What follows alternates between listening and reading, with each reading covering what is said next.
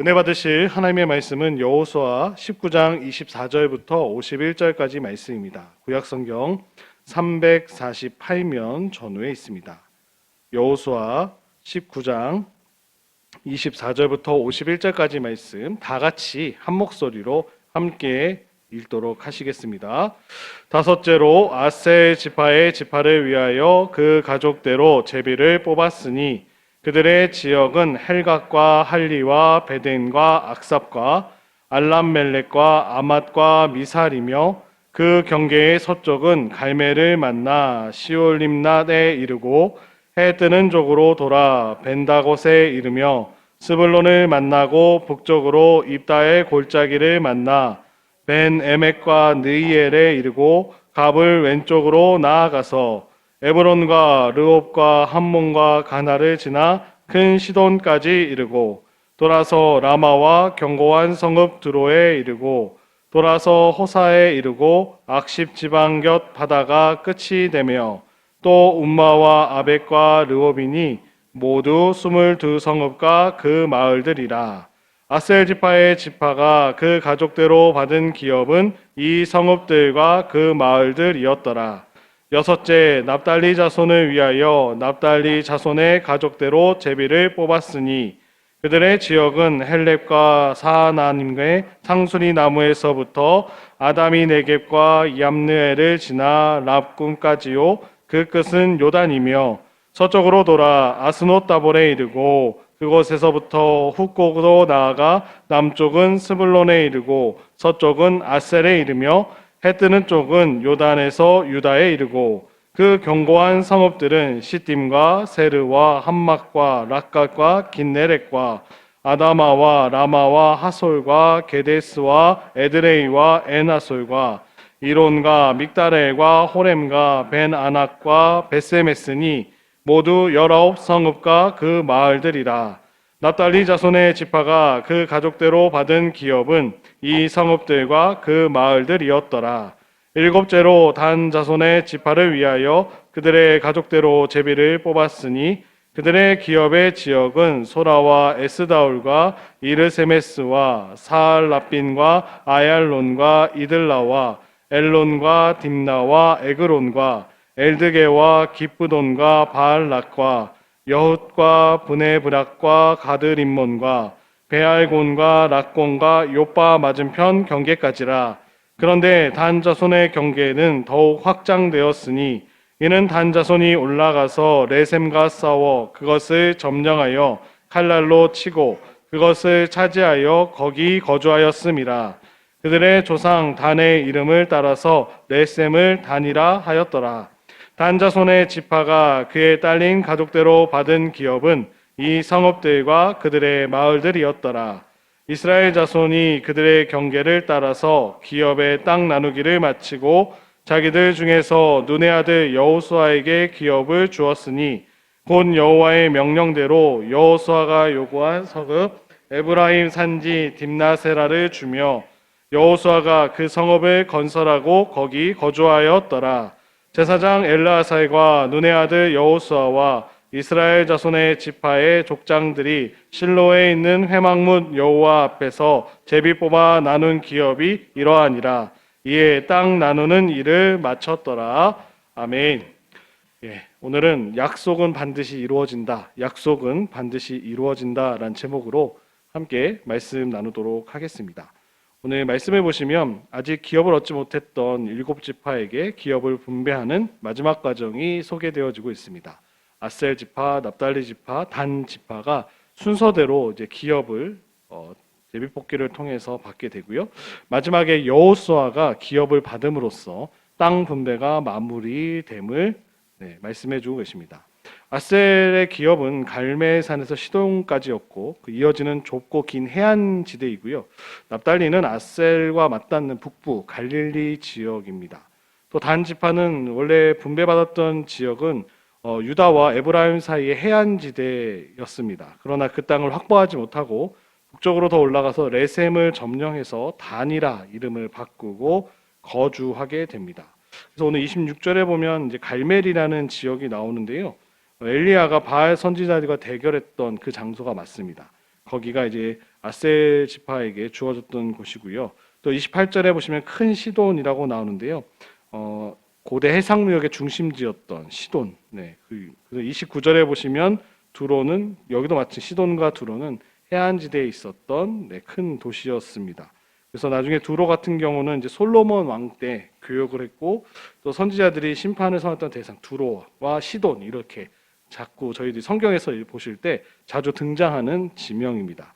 35절에 보시면 이제 그 납달리 자손이 받았던 긴네렛, 잘 아시는 갈릴리 바다입니다. 갈릴리 바다. 수금의 모양으로 해서 갈릴리 바다 모형이 수금이라고 해서 다윗이 이렇게 하프같이 치는 그 모습을 긴네렛이라고 하는데 그 지역이 이제 갈릴리 바다, 갈릴리 호수라고 이렇게 이해하시면 되겠습니다. 37절에 나오는 이제 게데스라는 지역은 가나안 성읍이었는데 이제 점령하고 나서 납달리 지파에게 분배했던 중요한 장소이고요. 특별히 도피성이 있었던 장소입니다. 납달리 게데스라고 해서 그 성읍이 레위인들에게 주어서 도피성에 누구나 피할 수 있는 그 지역이었고요. 41절에 소라와 에스다올 여기 이제 중요한 인물은 삼손입니다. 그래서 삼손이 출생지였고 활동했던 주요 무대가 소라와 에스다올 이 지역입니다. 마지막으로 46절에 보시면 욥바 여기도 이제 항구였는데 욥바 하면 떠오르는 인물이 요나입니다. 요나. 욥바에서 배 타고 다시 도망갔던 지역이 나오고 있습니다. 저희들이 잘 아는 지역도 나오고 있지만 계속해서 이제 이쪽 말씀을 여호수아서 읽어보시면 생소한 지명들이 계속해서 등장해서 읽으실 때 굉장히 좀 발음하기도 힘들고 하지만 이 지역들이 중요하기 때문에 성경에 기록되어져 있음을 보게 됩니다. 또 마지막으로 보면 여호수아가 에브라임 산지 딥나세라를 기업으로 받게 됨을 기록하고 있는데요. 갈렙이 처음에 받고 여호수아가 마지막으로 기업을 받음으로써 그 믿음의 두 영웅 갈렙과 여호수아가 땅 분배 이야기를 열고 닫는 구조로 되어져 있음을 저희들이 살펴볼 수 있겠습니다. 그래서 먼저 갈렙이 땅을 얻게 되고 마지막으로 모든 지파가 땅을 얻게 된 다음에 맨 마지막에 지도자였던 여호수아가 땅을 분배받음으로써 이제 모든 땅 분배 이야기가 끝나게 됩니다. 아셀 지파가 그 가족대로 제비 뽑은 22개의 성읍과 그 마을들이 있고요. 납달리 지파는 19개의 성읍을 받았다라고 표현되어 있고요. 단 지파는 가족대로 제비를 뽑아서 성읍을 받았지만 완전히 정복하지 못해서 북쪽으로 올라가서 레셈이라는 도시를 차지해서 이름을 고쳐서 단이라고 불렀다고 하고요. 마지막으로 여호수아는 딥나세라를 기업으로 주어서 그걸 개척하게 됩니다. 거기다 성을 세우고 도시를 세우게 되는 이야기가 됩니다. 단지파가 레셈을 점령할 단이라고 이름 붙인 사건은 어찌 보면 하나님의 약속은 변하지 않고 인간의 그 주셨던 실패잖아요. 단지파가 그 지역을 제대로 공략하지 못하고 성취하지 못했지만 그럼에도 불구하고 하나님은 여전히 일하고 계셔서 그들이 나아가 레셈을 점령할 수 있도록 도와주셨다는 것을 또 보게 됩니다. 또 여호수아가 맨 마지막에 기다리면서 기업을 받았던 일은 하나님의 백성이 자기의 권리를 주장하기보다는 하나님의 일하심을 믿고 순종해야 함을 지도자인 여호수아가 자신이 보여줬다라는 거죠. 모범이 되어서 맨 마지막에 욕심 같아서는 지도자니까 제일 좋은 걸 취하고 싶었을 텐데 맨 마지막에 땅을 분배받고 갈렙과 마찬가지로 이 딥나세라를 점령하고 개척하고 그러니까 좀 좋은 땅은 아니었습니다. 그러나 하나님께서 명령하신 걸 순종했던 여호수아의 모습을 보여줍니다. 땅 분배의 마지막 장면이 어찌 보면 창조와 또 성막의 완성을 통하여 마무리되어짐을 저희들이 보게 됩니다. 하나님이 이스라엘에 거주하시고 예배를 또 창조 지수와 구속의 역사 속에서 모든 것이 하나님의 은혜와 역사 속에 이루어지고 있음을 이스라엘 백성은 하나님의 백성이 맞구나라는 것을 말씀을 통해서 보여주고 계십니다. 그래서 오늘 본문은 하나님의 백성들이 기업을 누리는 것은 인간의 힘이 아니라 하나님의 은혜와 주권적인 하나님의 역사 속에서 이루어진다라는 사실을 다시 한번 말씀을 읽는 저희들에게 가르쳐주고 계십니다. 토마스 치솜이라는 목회자가 계셨다고 합니다. 목회를 시작하신 지 한 1년 만에 건강이 굉장히 안 좋아지셔서 굉장히 큰 절망감에 빠져 계셨다고 합니다. 그래서 깊은 시리 속에서 예레미야 애가를 깊이 묵상하셨는데 애가 3장 22절로 23절에 여호와의 인자와 긍휼이 무궁하심으로 우리가 진멸되지 아니함이니이다. 이것들이 아침마다 새로우니 주의 성실하심이 크시도소이다 라는 그 말씀이 큰 위로가 되었다고 합니다. 절망의 한가운데서도 하나님의 자비하심과 신실하심을 붙잡았던 그 에레미야 선지자의 고백이 그 토마스 치솜이라는 목사님을 다시 일으킬 힘을 주셨다라고 합니다. 제가 왜 이 목사님을 말씀을 드릴까요? 오늘 처음 찬송하셨던 찬송가 393장 오신실하신 주를 작곡하신 그 목사님의 고백이었다고 합니다. 본문은 이런 고백 속에서 또 본문을 살펴보면 나머지 지파들의 이야기들이 등장하고 있습니다. 기업을 분배하는 과정들이 마무리되는 장면입니다.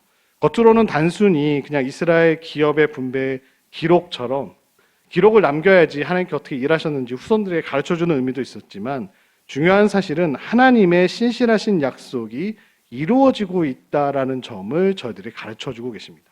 어려운 지명들이 많이 등장하지만 그 지명을 모르셔도 됩니다. 하나님이 여전히 신실하게 일하고 계신다라는 사실을 저희들에게 가르쳐주고 계십니다. 49절을 보시면 땅 분배가 모두 끝난 후에 여호수아가 마지막으로 기업을 받는 장면이 등장합니다. 가나안 땅을 정탐한 후에 믿음의 고백을 하여서 하나님의 약속을 받았던 여호수아와 갈렙, 그 유명한 두 명의 인물이죠. 갈렙이 먼저 기업을 받았습니다. 그러나 여호수아는 끝까지 기다린 뒤에 마지막으로 자신의 목을 받고 있습니다.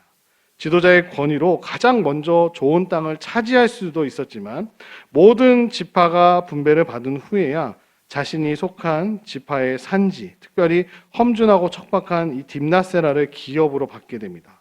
그 땅은 새로 건설해야 하는 성읍이었기에 그의 선택은 사심이 없었던 겸손한 지도자의 모습을 보여주고 계십니다.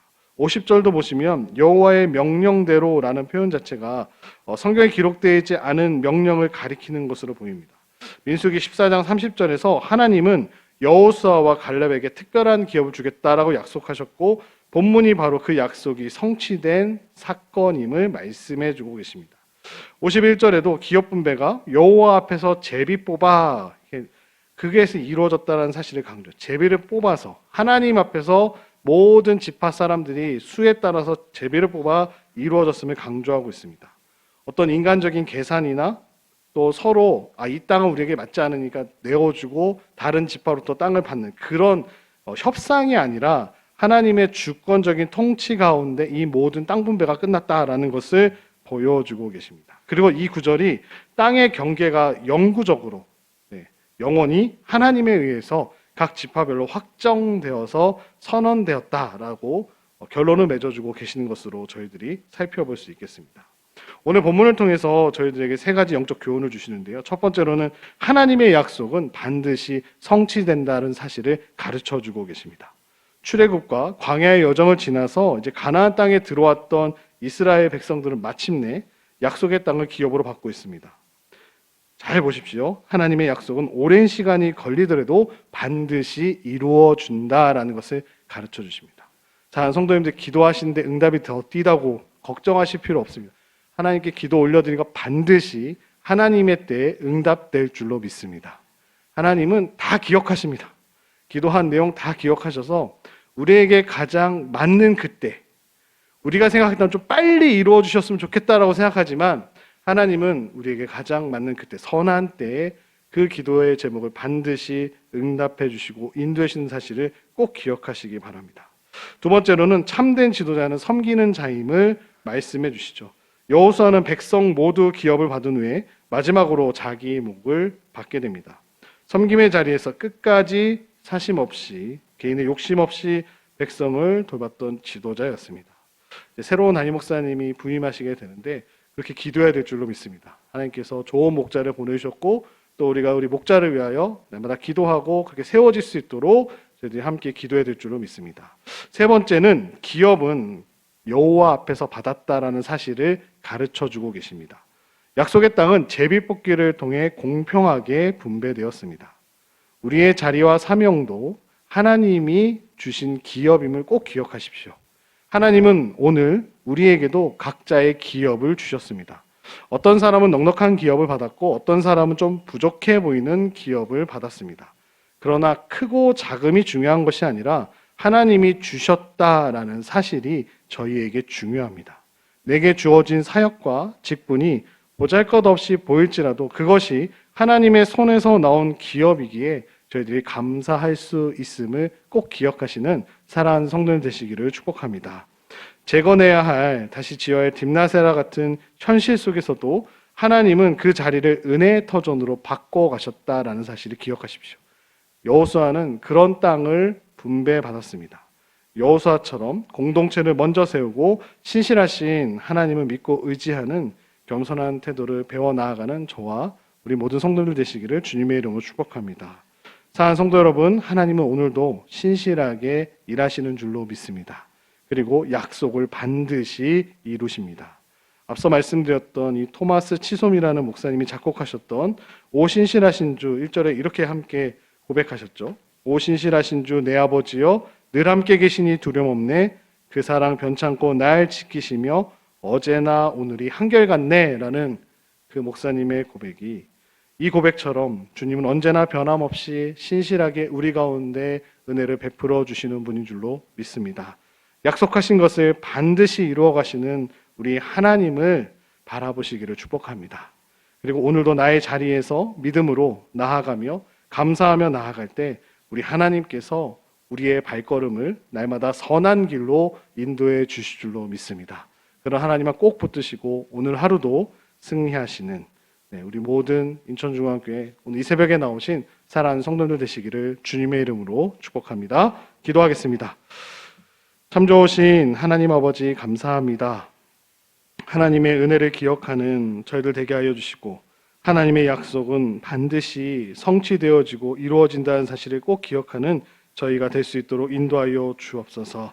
하나님 날마다 섬김의 자리에서 주의 말씀을 붙들고 나아가는 저희들 되게 하시고 모든 기업은 하나님께로부터 주어졌다라는 사실을 꼭 기억하며 하나님께서 주신 것에 날마다 감사하며 내가 오늘 걸어가는 이 길이 하나님이 동행하여 주시고 나에게 주신 기름을 깨달아 알게 하여 주셔서 날마다 감사가 은혜가 넘치는 삶을 살아가는 저희 모두가 될 수 있도록 인도하여 주옵소서. 감사드리며 예수님의 이름으로 기도드립니다. 아멘.